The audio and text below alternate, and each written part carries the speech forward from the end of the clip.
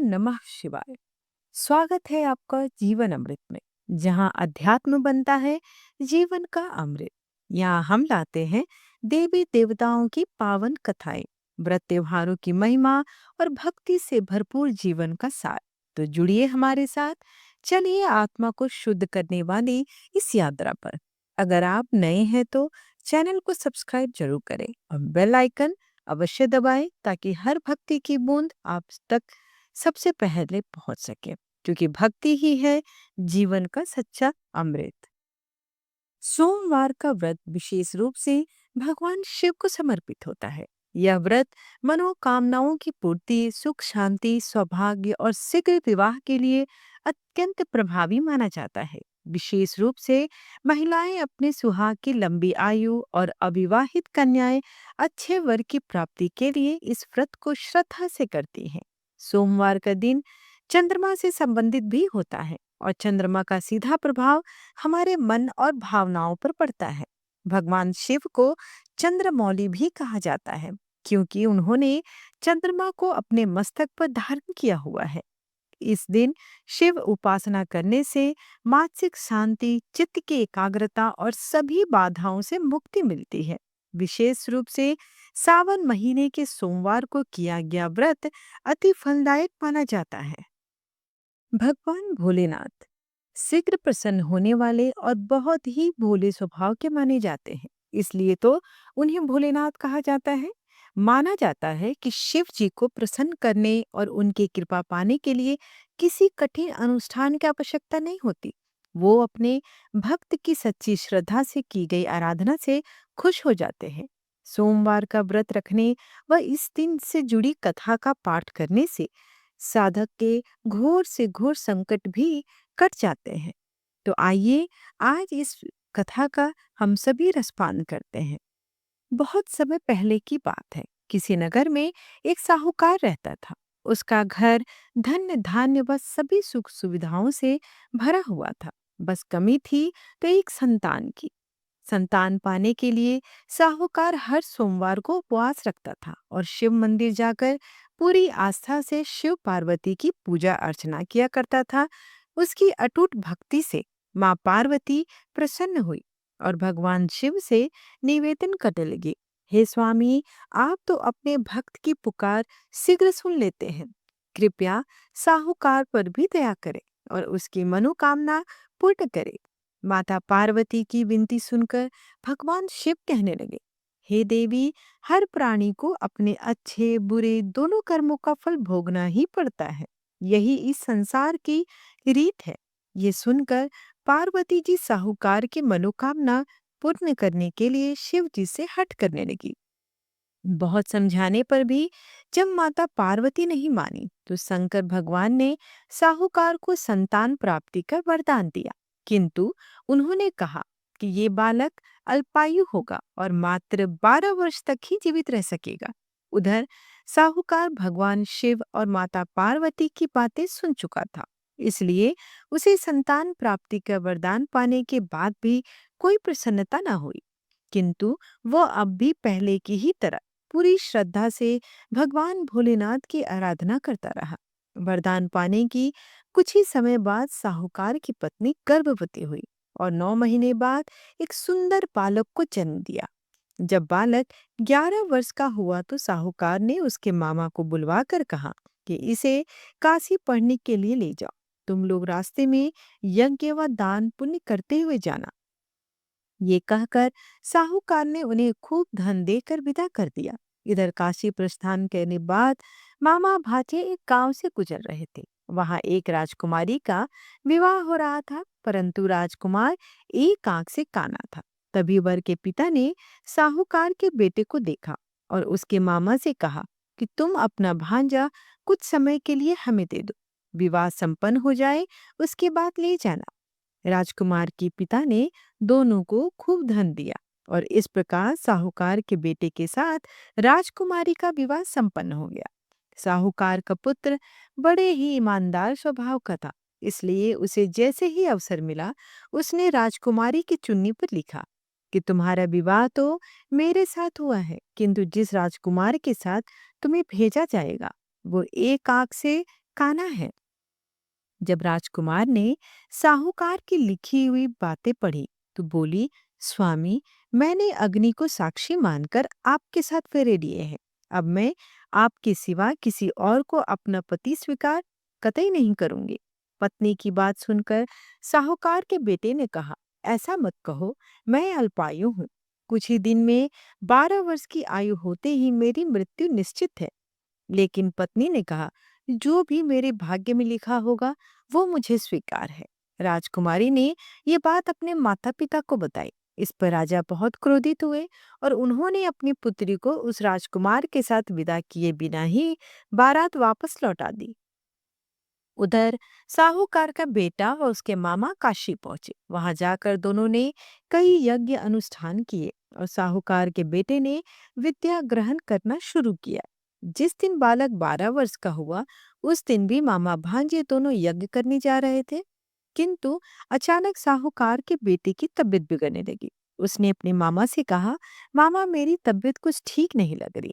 ये सुनकर मामा ने उसे अंदर जाकर आराम करने को कहा। बालक अंदर जाकर आराम करने लगा, किंतु आज ही के दिन उसकी मृत्यु निश्चित थी। अतः कुछ ही समय में उसके प्राण निकल गए। भांजे की मृत्यु होने पर मामा विलाप करने लगा। संयोगवश उसी समय भोलेनाथ व माता पार्वती जी उसी रास्ते से जा रहे थे। माता पार्वती ने शिव जी से कहा, हे स्वामी, ये करुण स्वर किस ओर से आ रहा है? मुझसे ये सहन नहीं हो रहा। कृपया आप इस व्यक्ति के कष्टों का निवारण करें। माता पार्वती की विनती सुनकर जब भगवान शिव मृत बालक के पास पहुंचे तो देखा कि ये तो उसी साहूकार का पुत्र है जिसका जन्म मेरे वरदान स्वरूप हुआ था।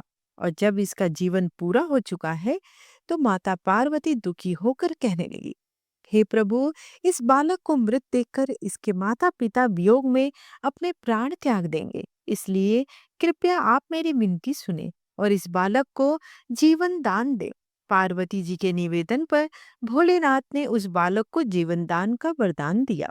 शंकर जी के आशीर्वाद स्वरूप बालक फिर से जीवित हो गया। उसने अपनी शिक्षा पूरी की और अपने मामा के साथ नगर लौट पड़ा। दोनों चलते चलते उस नगर में पहुंचे जहां राजकुमारी के साथ बालक का विवाह हुआ था।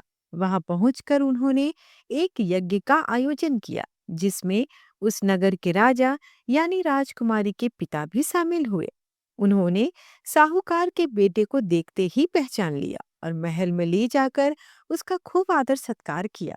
इसके बाद राजा ने अपने पुत्री को बालक के साथ विदा कर दिया। इधर साहूकार के पति पत्नी कई दिनों से भूखे प्यासे रहकर बेटे के वापस आने की राह देख रहे थे। उन्होंने निश्चय किया कि यदि उनके बेटे की मृत्यु हो जाएगी तो भी वो प्राण त्याग देंगे। लेकिन उसी रात भगवान भोलेनाथ ने साहूकार के सपने में आए और कहा, हे साहूकार, मैंने तेरे सोमवार के व्रत करने और व्रत कथा सुनने से प्रसन्न होकर तेरे पुत्र को पुनः जीवन दान दे दिया है। बेटे के जीवित होने का समाचार पाकर दंपति बहुत खुश हुए और भगवान शिव पार्वती को बारंबार प्रणाम करने लगे। आप कथा करने के बाद चाहें तो भगवान शिव के मंत्रों का जाप कर सकते हैं। शिव पंचाक्षरी मंत्र जो ओम नमः शिवाय, इस मंत्र का जाप कर सकते हैं। साथ ही इस दिन आप महामृत्युंजय मंत्र जो कुछ इस प्रकार है, ओम त्र्यंबकम यजामहे सुगंधिम पुष्टि वर्धनम उर्वा रुक्मे वंदनात् मृत्योर मुक्षी माँ अमृतात्, इस मंत्र का आप जप करें, आपको लाभ अवश्य होगा। साथ ही जिनको चंद्रमा शांति हेतु मंत्र का जाप करना है वो ओम श्राम श्रीम श्रोम स चंद्रमसे नमः, इस मंत्र का जाप करें। इससे चंद्रमा की शांति होती है। जो भी श्रद्धालु सोमवार का व्रत सच्चे मन से करता है और भगवान शिव की उपासना करता है उसे मनचाहा फल प्राप्त होता है। इस व्रत को करने से समस्त पाप नष्ट हो जाते हैं और भक्त को जीवन में सुख शांति धन और सौभाग्य की प्राप्ति होती है। आइए प्रेम से बोले, हर हर महादेव, ओम नमः शिवाय। आइए अब भगवान भोलेनाथ की आरती करते हैं।